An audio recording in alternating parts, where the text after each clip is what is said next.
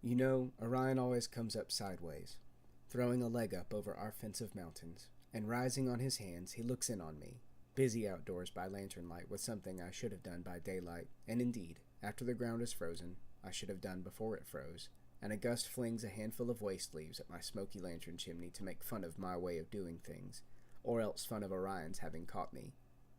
Has a man, I should like to ask, no rights these forces are obliged to pay respect to? So Brad McLaughlin mingled reckless talk of heavenly stars with hugger-mugger farming, till, having failed at hugger-mugger farming, he burned his house down for the fire insurance, and spent the proceeds on a telescope to satisfy a lifelong curiosity about our place among the infinities.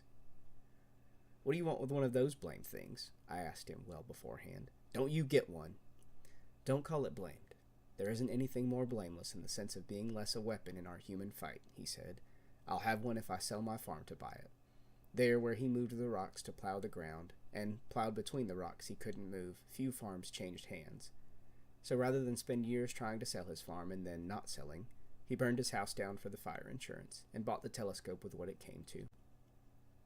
He had been heard to say by several, "The best thing that we're put here for is to see. The strongest thing that's given us to see with's a telescope.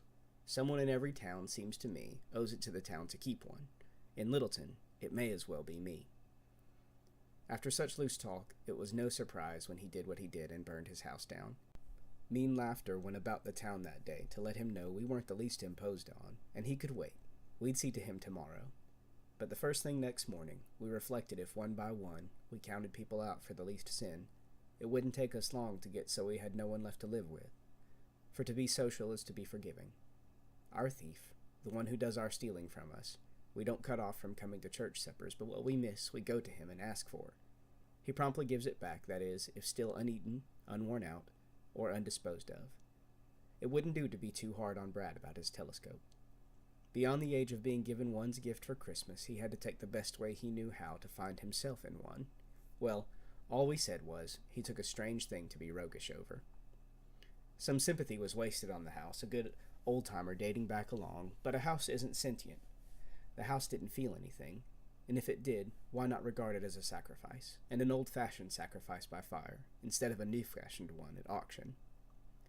Out of a house, and so out of a farm, at one stroke of a match, Brad had to turn to earn a living on the Concord Railroad, as under-ticket agent at a station where his job, when he wasn't selling tickets, was setting out up track and down, not plants as on a farm, but planets, evening stars, that varied in their hue from red to green.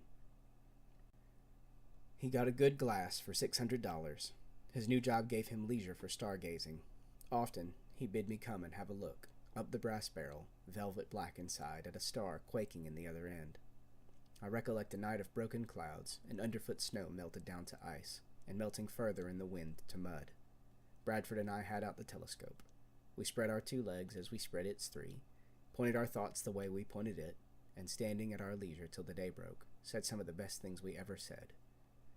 That telescope was christened the Star Splitter, because it didn't do a thing but split a star in 2 or 3 the way you split a globule of quicksilver in your hand with one stroke of your finger in the middle.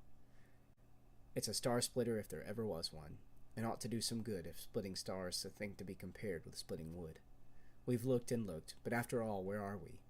Do we know any better where we are, and how it stands between the night tonight and a man with a smoky lantern chimney? How different from the way it ever stood.